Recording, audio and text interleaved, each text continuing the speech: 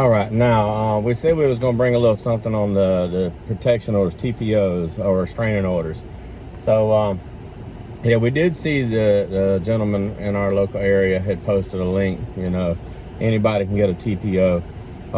Let me go ahead and clear that up. No, not anybody can. That's why they have to go in front of the judge. Anybody can apply for one, but that doesn't mean it'll be granted. We're going to go ahead from start to finish. So we've had to do a TPO before, and there are different ones. So the one we had to do was for stalking, right? And what was the first experience when we went into the courthouse? What was the first? Now with COVID, things are a little bit different, so it's not the same as it was maybe a year or two ago. So what was the first thing you noticed, very first time going in there? Well, the very first thing is the lady that we spoke with kept giving us the wrong paper. So if you have a minor who's under the age of 18, you have to have a separate paperwork than you would as if you were 18 or older. So you would need a parent on the paper with that minor. And right. The person who was giving us the papers they were not giving us the correct ones. So it took a longer process than it probably should have. And it was frustrating. It was. But also that takes us to the next thing. If you're going to go take out a TPO, obviously you've tried many different things to try to avoid whatever issue it was you were trying to avoid. Take somebody with you, because it can get overwhelming and frustrating if things don't work out or it don't seem like they're going as fast as they need to be going. But with COVID, things do take a different type of process. So like she said, we were given the wrong paper several times, and we knew what we were in there for, but we can't make anybody give us the right paper. So we had to keep going back. And then these nice ladies, they were able to come to our assistance and they helped us out before anything got notarized. Also, when you get the paperwork, yes, you can print it up offline on a link somebody might share you on Facebook, but just make sure you got the right one. And also don't sign unless there's a notary public, because you'll get to that part and there'll be 2 or 3 signature lines. And it'll also ask you why you need this TPO and for what purpose. Now ours was for stalking, aggravated stalking. So we had police reports. We actually had 2 police reports, and we picked those up beforehand, which had some viable information needed to fill out that paperwork. You also have to go to the county where the person resides. That's something else that, might not get told to you. So if you know the person's in Waycross, you go to Waycross. If they're in Hunter, you go to Brantley, and so forth. All right, so having information about this person also, make sure you at least have some kind of identifying marks or name or anything, because officers have to serve them. Now, once all that was done and we took it over and they were able to put it in the computer system, then we had to call a judge. How was that process?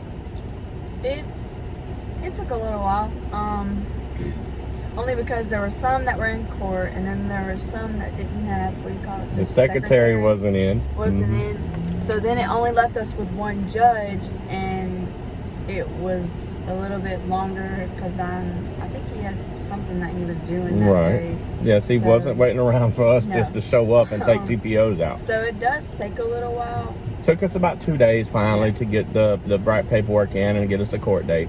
But, it was worth the process. And also, remind you again, take somebody with you, so when you get frustrated and you're like, oh, I'm just done with this, they can say, no, you're in here for a reason. You're doing this for a particular reason.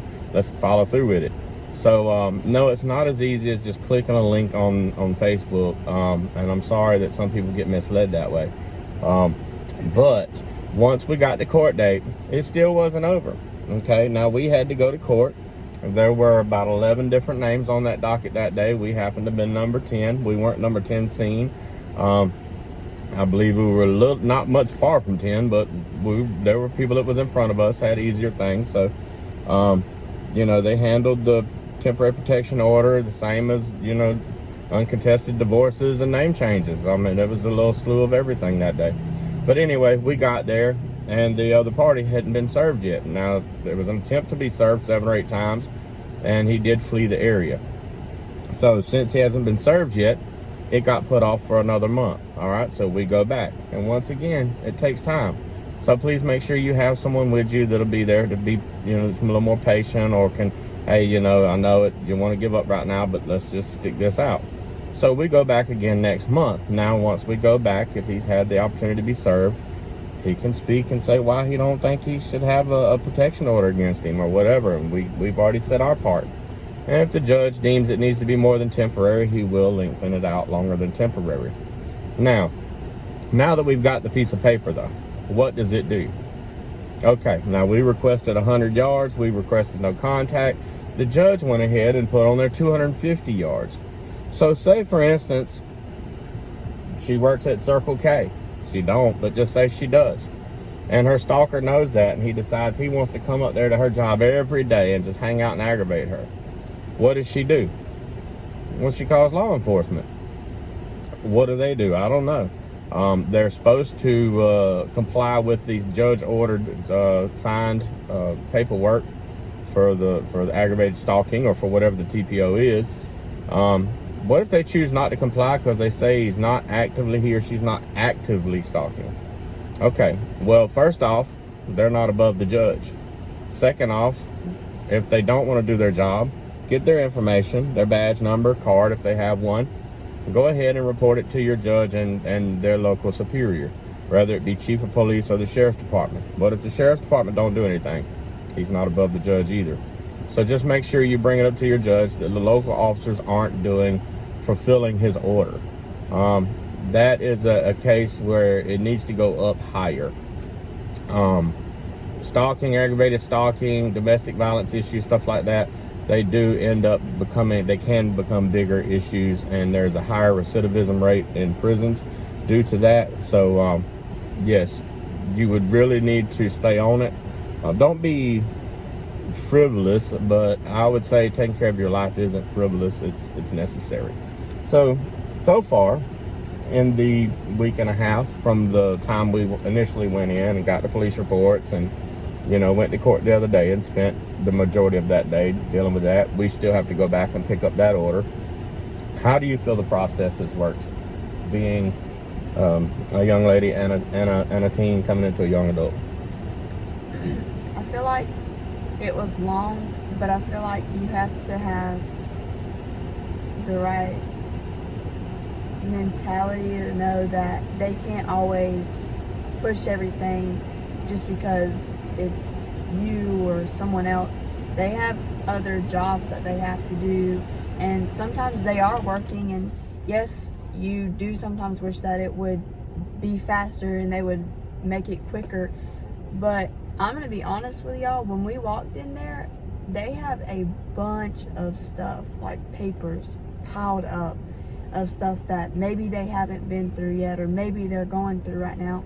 And that's also why it does take a little bit longer. They have other things than just to be like, let me stop because such and such needs this done. So other than it taking a little bit longer, I would say that it went okay. I mean, it wasn't the best, but I would say that it was all right for, you know, the first time.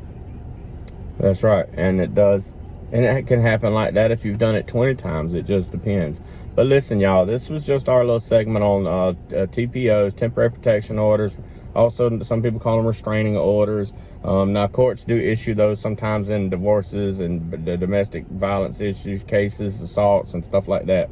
But if you need to go out of your way to take one out on your own, it's best not to just click the link on Facebook or click a link somebody shared on Facebook. That's why we're not providing one, because you need to go in there physically and do this paperwork, and you need to learn this process because you never know if you're going to use it again.